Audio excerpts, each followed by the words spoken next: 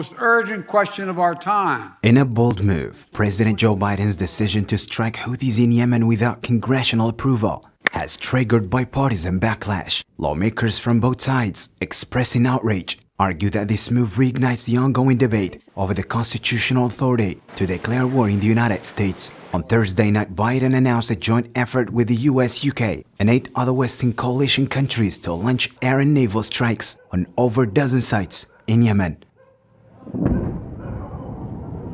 Via X platform, Congress members from both the Republican and Democratic parties deemed Biden's decision as unconstitutional, citing a violation of Article 1, which mandates congressional approval for military actions. It's violating an article of the Constitution by carrying out airstrikes in Yemen without congressional approval. The American people are tired of endless war. These airstrikes have not been authorized by Congress. The Constitution is clear. Congress has the sole authority to authorize military involvement in overseas conflicts. Every president must first come to the Congress and ask for military authorization, regardless of party. At the United Nations, concerns are raised about the potential escalation of these attacks, warning that Yemen might be drawn into a wider regional conflict, with civilians becoming the primary victims.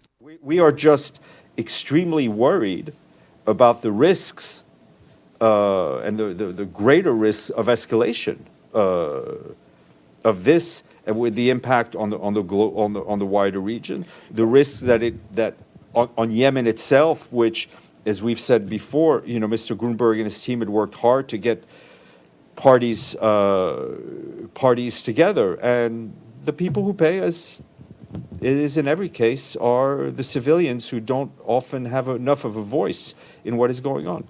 Amidst this controversy, demonstrators gathered before the White House to voice their rejection of the American bombings in Yemen. They assert that Yemenis are actively combating terrorism and genocide in Gaza. President Biden finds himself in a new impasse, facing criticism and accusations since October 7 for the U.S. support of the Zionist entity in what is described as genocide war. This latest development adds fuel to the ongoing scrutiny of U.S. military actions and their constitutional justifications.